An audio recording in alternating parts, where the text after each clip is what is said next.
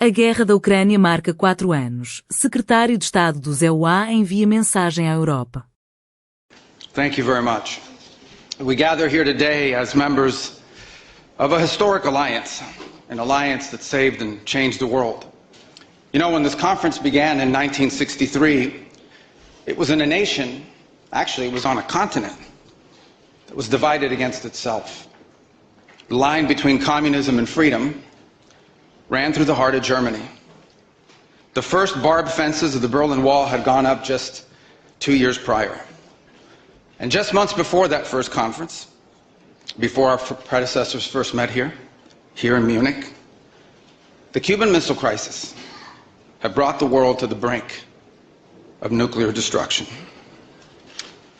Even as World War II still burned fresh in the memory of Americans and Europeans alike, we found ourselves staring down the barrel of a new global catastrophe, one with the potential for a new kind of destruction, more apocalyptic and final than anything before in the history of mankind. The time of that first gathering, Soviet communism was on the march. Thousands of years of Western civilization hung in the balance. At that time, victory was far from certain. But we were driven by a common purpose. We were unified not just by what we were fighting against. We were unified by what we were fighting for. And together, Europe and America prevailed. And a continent was rebuilt. Our people prospered. In time, the East and West blocks were reunited. A civilization was once again made whole. That infamous wall that had cleaved this nation into two came down, and with it an evil empire. And the East and West became one again. But the euphoria of this triumph led us to a dangerous delusion that we had entered, quote, the end of history, that every nation would now be a liberal democracy, that the ties formed by trade and by commerce alone would now replace nationhood, that the rules-based global order, an overused term, would now replace the national interest, and that we would now live in a world without borders where everyone became a citizen of the world. This was a foolish idea that ignored both human nature and it ignored the lessons of over 5,000 years of recorded human history. And it has cost us dearly. In this delusion, we embraced a dogmatic vision of free and unfettered trade, even as some nations protected their economies and subsidized their companies to systematically undercut ours, shuttering our plants, resulting in large parts of our societies being deindustrialized, shipping millions of working and middle-class jobs overseas, and handing control of our critical supply chains to both adversaries and rivals. We increasingly outsourced our sovereignty to international institutions while many nations invested in massive welfare states at the cost of maintaining the ability to defend themselves. This, even as other countries have invested in the most rapid military buildup in all of human history and have not hesitated to use hard power to pursue their own interests. To appease a climate cult, we have imposed energy policies on ourselves that are impoverishing our people, even as our competitors exploit oil and coal and natural gas and anything else, not just to power their economies, but to use as leverage against our own. And in a pursuit of a world without borders, we opened our doors to an unprecedented wave of mass migration that threatens the cohesion of our societies, the continuity of our culture, and the future of our people. We made these mistakes together. And now, together, we owe it to our people to face those facts and to move forward, to rebuild. Under President Trump, the United States of America will once again take on the task of renewal and restoration, driven by a vision of a future as proud, as sovereign, and as vital as our civilization's past. And while we are prepared, if necessary, to do this alone, it is our preference and it is our hope to do this together with you, our friends here in Europe. For the United States and Europe, we belong together. America was founded 250 years ago, but the roots began here on this continent long before. The men who settled and built the nation of my birth arrived on our shores carrying the memories and the traditions and the Christian faith of their ancestors as a sacred inheritance, an unbreakable link between the old world and the new. We are part of one civilization, Western civilization. We are bound to one another by the deepest bonds that nations could share, forged by centuries of shared history, Christian faith, culture, heritage, language, ancestry, and the sacrifices our forefathers made together for the common civilization to which we have fallen heir. And so this is why we Americans may sometimes come off as a little direct and urgent in our counsel. This is why President Trump demands seriousness and reciprocity from our friends here in Europe. The reason why, my friends, is because we care deeply. We care deeply about your future and ours. And if at times we disagree, our disagreements come from our profound sense of concern about a Europe with which we are connected, not just economically, not just militarily. We are connected spiritually, and we are connected culturally. We want Europe to be strong. We believe that Europe must survive. Because the two great wars of the last century serve for us as history's constant reminder that ultimately our destiny is and will always be intertwined with yours. Because we know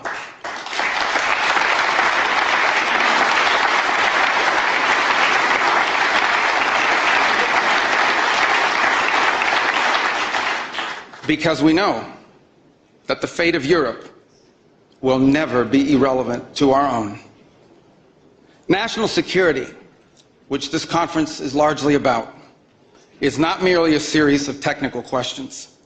How much we spend on defense or where, how we deploy it, these are important questions. They are.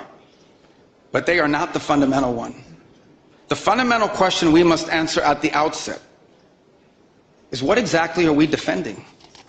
Because armies do not fight for abstractions. Armies fight for a people. Armies fight for a nation.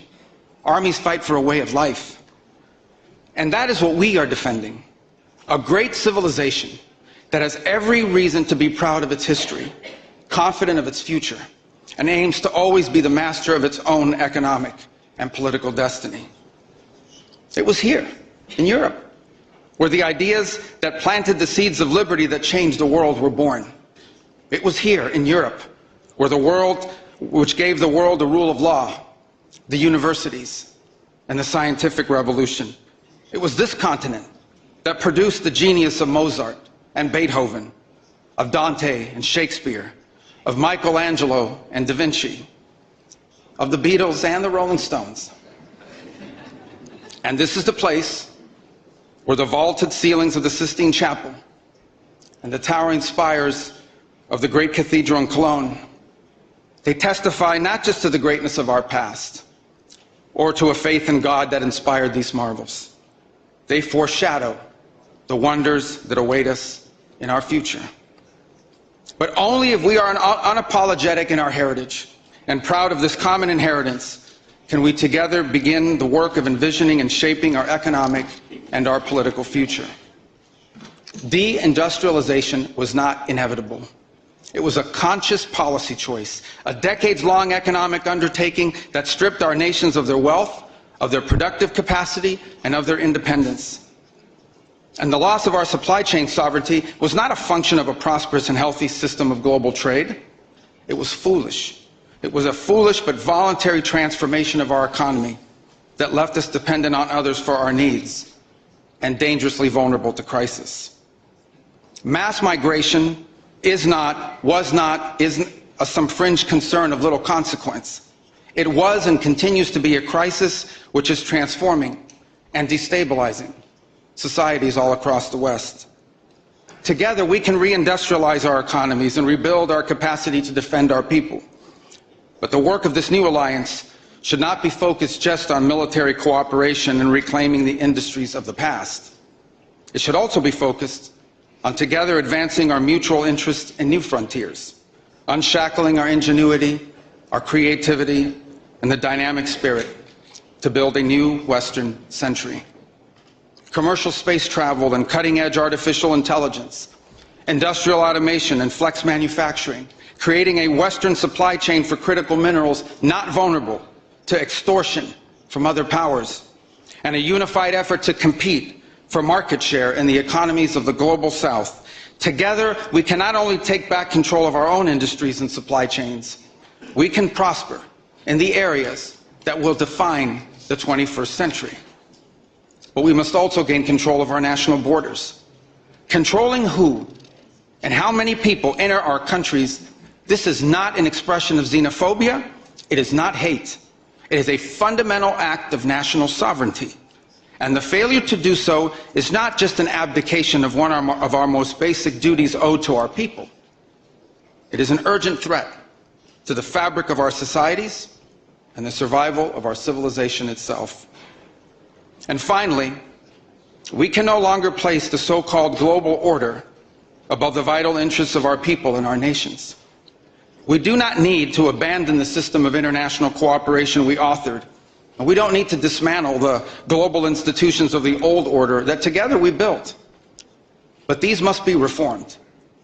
These must be rebuilt. For example, the United Nations still has tremendous potential to be a tool for good in the world. But we cannot ignore that today, on the most pressing matters before us, it has no answers and has played virtually no role. It could not solve the war in Gaza. Instead, it was American leadership that freed captives from barbarians and brought about a fragile truce. It has not solved the war in Ukraine. It took American leadership in partnership with many of the countries here today just to bring the two sides to the table in search of a still elusive peace. It was powerless to constrain the nuclear program of radical Shia clerics in Tehran. That required 14 bombs dropped with precision from American B-2 bombers. And it was unable to address the threat to our security from a narco-terrorist dictator in Venezuela. Instead, it took American special forces to bring this fugitive to justice.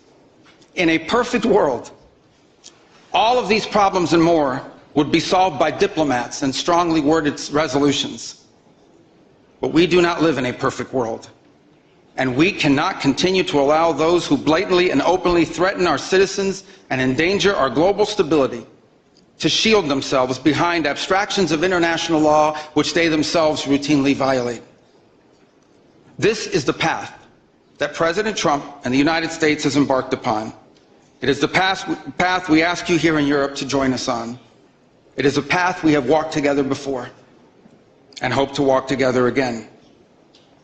For 5 centuries, before the end of the Second World War, the West had been expanding. Its missionaries, its pilgrims, its soldiers, its explorers pouring out from its shores to cross oceans, settle new continents, build vast empires extending out across the globe. But in 1945, for the first time since the age of Columbus, it was contracting. Europe was in ruins. Half of it lived behind an iron curtain, and the rest looked like it would soon follow. The great Western empires had entered into terminal decline, accelerated by godless communist revolutions and by anti-colonial uprisings that would transform the world and drape the red hammer and sickle across vast swaths of the map in the years to come. Against that backdrop, then as now, many came to believe that the West's age of dominance had come to an end and that our future was destined. Este website pode ajudá-lo a melhorar a sua leitura e compreensão auditiva em inglês. Recorrendo a IA, divide as frases em segmentos curtos e fáceis de entender. Com o leitor, pode ajustar a velocidade, fazer pausa ou recuar para compreender cada frase. O site disponibiliza tradução em 20 idiomas, facilitando a aprendizagem. Basta escrever engnest.com no seu navegador e experimentar.